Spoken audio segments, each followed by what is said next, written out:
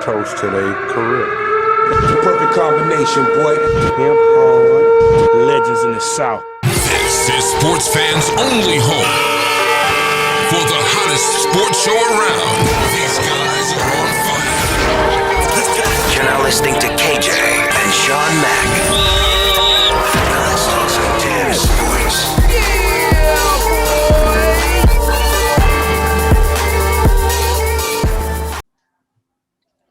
Welcome back to The Last Take with your host, KJ and Shawn Mack. And yes, we are back in the building once again. What's the deal, Shawn Mack? How you doing today? You know, do what I always do. Greet them how I greet them. How we doing out there? I got my serious face on right now. I love that damn intro right there. What's his name again? Sloth. Sloth. Love me some damn sloth. All right, anyway, today we're going to talk a little Draymond Green and Megan Rapinoe. Did I say it right? Rapinoe. Rapinoe. Rapinoe. A little Italian, got to say it with the Rapinoe. Rapinoe. The Rapinoe. Okay.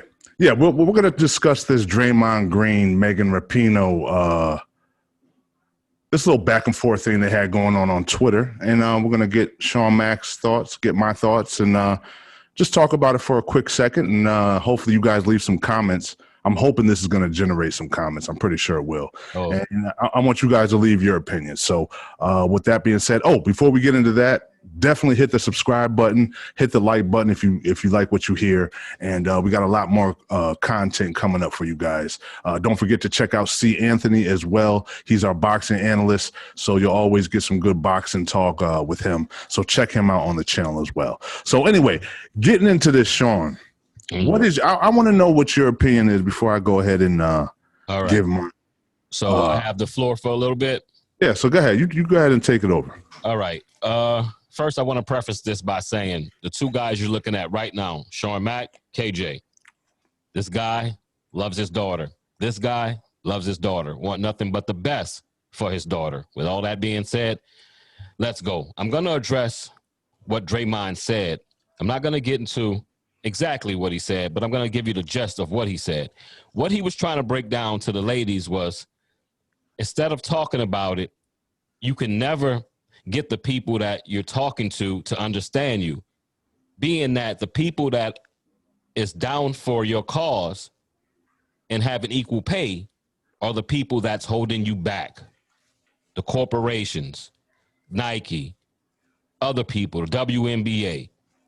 And what he was saying was, if you keep hitting up, well, equal pay, they're just going to look and say your revenue doesn't justify it, which it doesn't. The WNBA does not make money. They lose money. The only way that they stay alive is because they're subsidized by the NBA.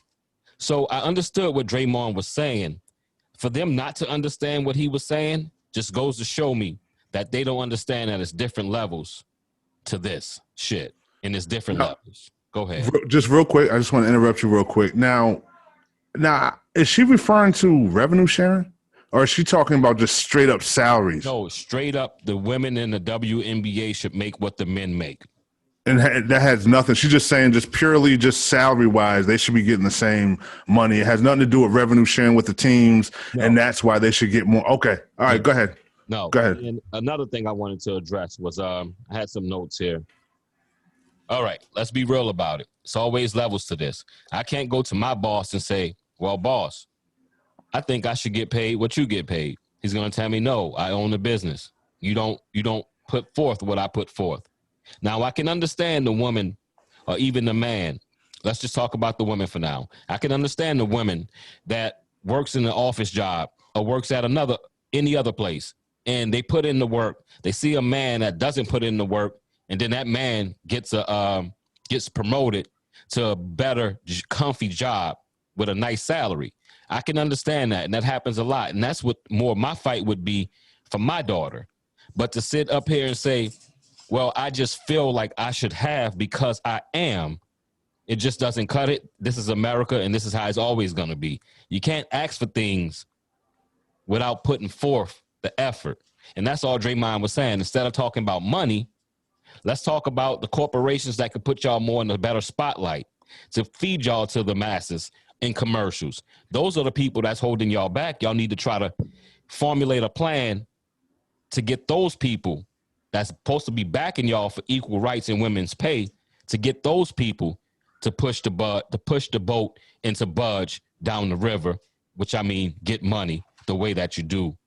You do deserve money, but you can't just be equaling it up to the men in the NBA.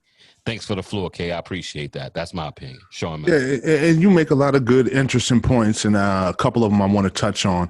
We were having a conversation earlier, and we were talking about how the women's soccer team, the national team, Yep.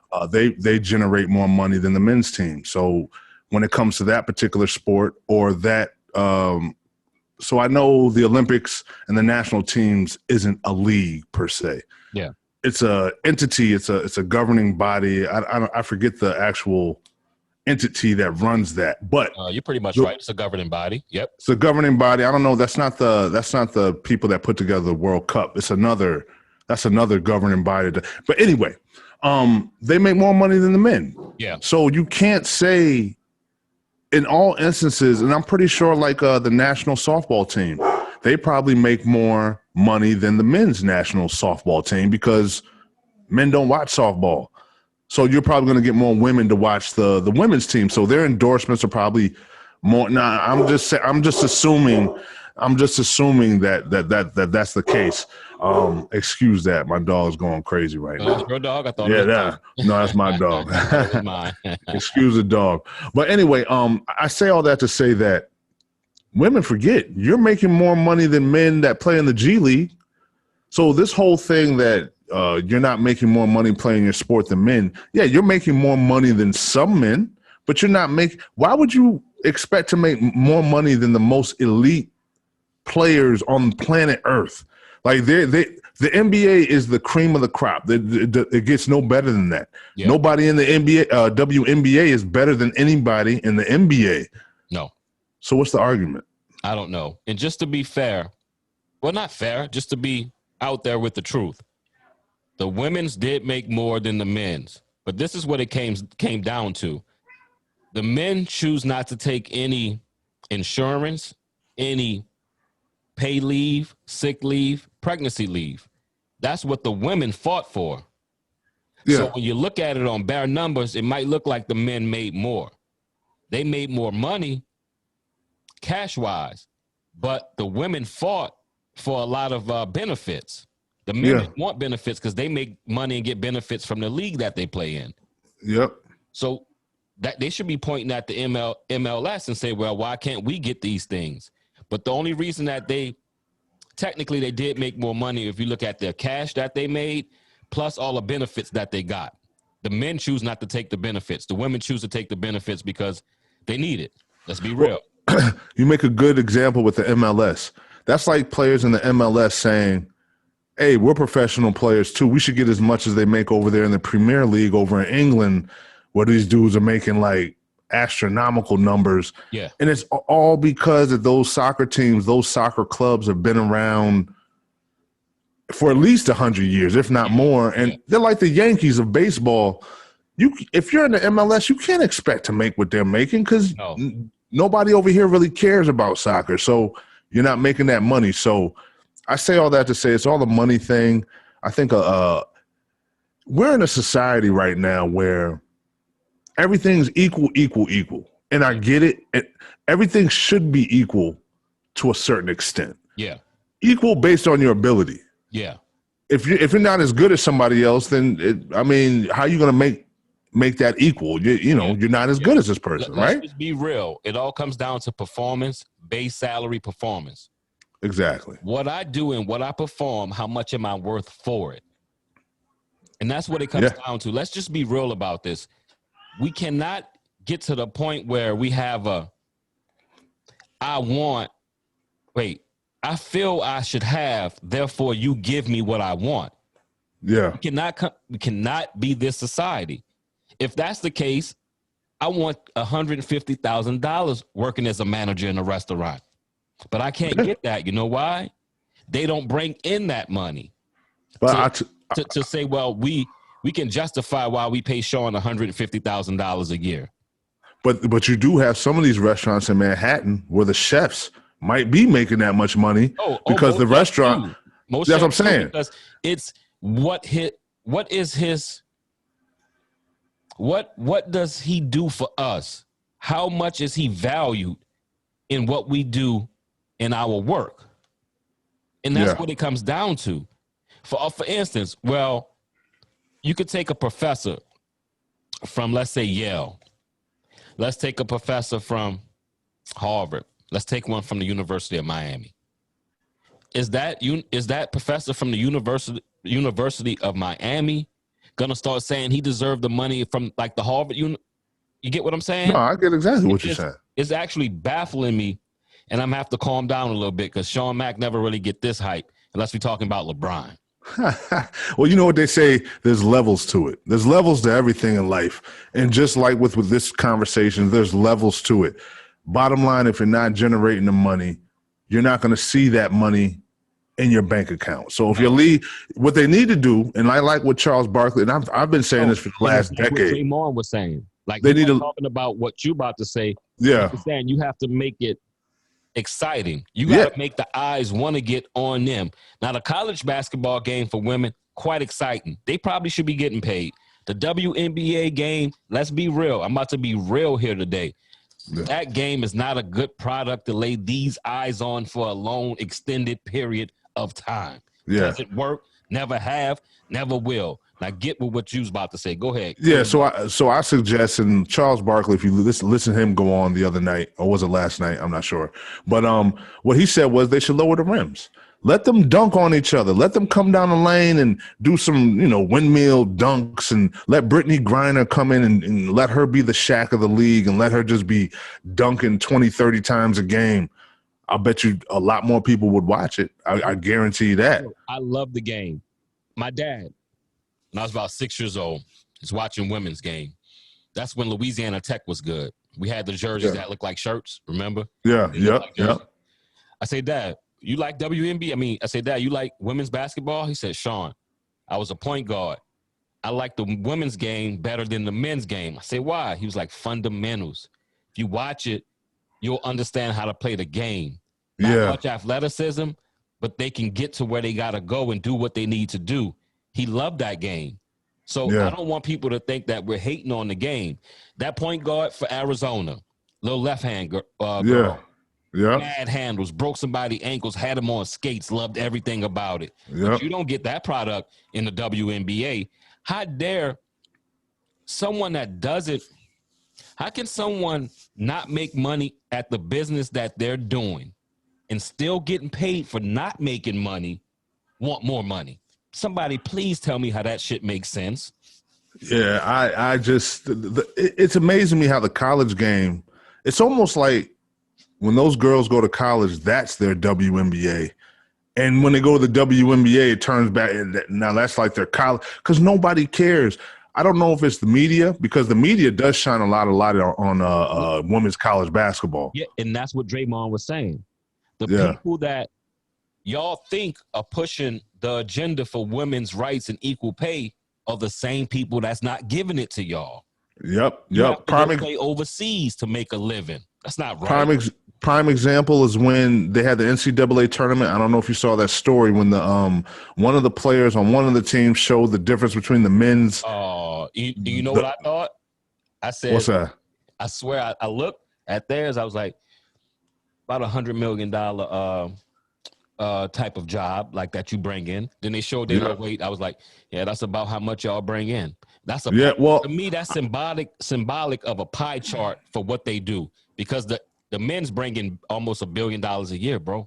Yeah. Oh, you're talking about NCAA? Yeah. Oh, yeah. Because even in the national championship, a lot of times, well, they won't show it on TV, but usually when they play in those big arenas, the whole thing's not filled up all the way to the tippy top. It'd be packed sometimes. Don't get me wrong, but it's not every seat is gone like with the men's. Now, I don't want people to get me wrong here. They should have had better weights. I'm just trying to make a point. And one more thing.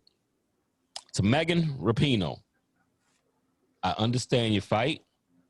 I wish my daughter can get inspired by you and become half of the woman that you are for advocating women in sports and outside of sports. But one thing I would have to tell Megan, look in the mirror. Not every fight can be won, And not every fight is an enemy across from you. I would just let that settle in her head for a while because she's headstrong on like anything. I'm riding on it. Anything. Yeah. Riding. Women. Rights. We understand you. I understand you. Like I said, I have a daughter. I'm a loving father. K-Star, loving father, beautiful daughter. Want nothing but the best for our daughters. That's it. So don't tell me that shit about what I don't understand and what I don't see. My daughter come to me and she's playing in the WNBA and she says, Dad, I want equal play. I should be getting paid just as much as let's take Kuzma. I'd be like, really, baby? I'd be like, do you think you generate that amount of money? And I would be real with her. I'm not gonna say because it's my daughter, yeah, you deserve it, baby. Go and get what you can, baby. Always get what you can, but sometimes you just gotta be realistic in the war and in the fight. Yeah. And I'm gonna end it off like this, man. Two things. Back in the 50s, 40s, men's basketball was probably the least favorite sport in America. Oh, it was. It was for sure. You talking about the NBA? Yeah, NBA. Yeah. People hated it. So just check where I'm going with this. Mm-hmm. So back then they were probably making whatever they were making. I think the highest paid player back then was maybe Bill Russell or Bob Cousy or somebody like that. Russell, but most of those dudes had to have second jobs because that wasn't gonna. I mean, they still live good lives. Don't get me wrong, but that wasn't going to support. They weren't rich or nothing like that. And I say all that to say is the reason why that is because nobody cared about the sport. Yeah. They were still the elite basketball players, and it was still the NBA, but nobody cared. They weren't generating the money, and therefore they got paid nothing. Same thing that's going on with the W. They couldn't then go say, oh, with the Yankees, oh, well, Major League Baseball is making this much. We should make this much too, just because we're pro athletes. Nope. It doesn't work like that. Nope. You know what happened with the NBA at that time? Once the 77 hit, you got a little guy named Bird, had a guy named Julius Erving. Yep. And they changed the landscape. And they followed them from 1979 was the championship game against Michigan State in Indiana State. They captivated the nation, which led to everyone following them to what team they went to, Lakers, Celtics. Then they start meeting and just generated so much hoopla about these two guys, one white, one being black. America loved the division, and it just blew up from there. Then we got a guy named Michael Jordan in 85. So that's how that pretty much worked. Now, what they can do, I don't know. I would have to sit down, assess the situation, and come up with a good game plan. But one thing I know they can do is this: listen to Draymond Green, because he's speaking real. To me, they don't need to do anything. Let it play its course out. After this league has been around for 20-something years. When the NBA was around for 20-something years, I guarantee you, Sue Bird's making $250,000 a year just for playing basketball. Yeah. I guarantee you, when the NBA had only been around for 20 years, wasn't nobody making that type of money. Yeah. So, in my opinion, you're way ahead of schedule. Let your league grow up. They just need the league to stop losing money. That's my biggest thing. But also the league hasn't been around. But the league hasn't even been around long enough for you to be asking for more money. You know what I mean? The NBA's been around for 80 years. If they was making the money, then yeah, they can act. But that's what I'm saying. There's a process. Yeah, it's a process. Y'all not making it yet. You need to speed up that process somehow. And the way that Draymond was saying was you got to find other ways to draw attention to your game. And if you don't understand that shit, I don't know what you just don't want to listen. The NBA stole stuff from the ABA because at first the NBA didn't allow dunking. They saw how popular it was in the ABA. They changed the rule. They just went and stole the and what are they always talking about in baseball and football? We got to improve the game. We got to change the game. You got to constantly change. So you got to do something to bring the people to the game. And that's all I got to say about that. Me too. And remember, for those that might not like what we're saying, we have daughters. We want the best for them. We want them to excel in life. We want them to make as much as the men make. But you know what, babe? You got to be able to put in the work. And when you put in the work, you got to be able to reap the benefits of the work, which is the cash. If you ain't making the cash, you can't be asking for money. That's like me not doing my chores as a kid and then still want more of an allowance. Well, what you do in the house? What have you done to contribute to this, making this house prettier? And that's what it comes down to. What have you contribute? Oh, I forgot. Y'all lose money every year. Y'all subsidized by the NBA, which make y'all being able to stay afloat for all these years. To me, I'm gonna say it, and I'm wrong. I'm sorry if I made somebody mad. You got more than you deserve. Like you say, they're ahead of the curve to me. Yeah, definitely are ahead of the curve. When you consider, it shouldn't be no WNBA because y'all not making money. So yeah, I mean, consider how young that league is, and considering there's no real star player, there's no like, what are we doing? What, we just watching you play? We're not just watching just to watch because you're there. Like, you got to entertain us. Like, you don't just get money just because you're there, just because you're. No. I mean, you know what I mean? No, and when you're stuck in the NBA, your ass get cut. Yeah, or if you suck like those teams that suck, they don't get shown on TV. If it wasn't for revenue sharing, a lot of those teams probably would have went under by now. Like, because people don't care about Sacramento because the product. Nobody cares about Cleveland Cavaliers no more because the product sucks. No. You know what I'm saying? So they don't get no airtime. And when you mention lowering the rim, they're like, oh no, how dare you belittle our game? Well, we're trying to give y'all ways to make it better because honestly, if y'all yamming on each other, dunking on each other, I'm gonna watch that. I got a solution, and then we're out. They should take little trampoline things, put 3 of them, one by the little block underneath the hoop on the that you stand on when there's a foul shot. Yeah. Put one on each side and one kind of like right before the little the 3-second circle. And somehow make it even so nobody can break their legs. But if you jump right on it, you could take off and yam on people. I like that, but that means anybody could do it. Yeah, but that's too gimmicky. I would have to go with the women on that. That's some bullshit. You think so?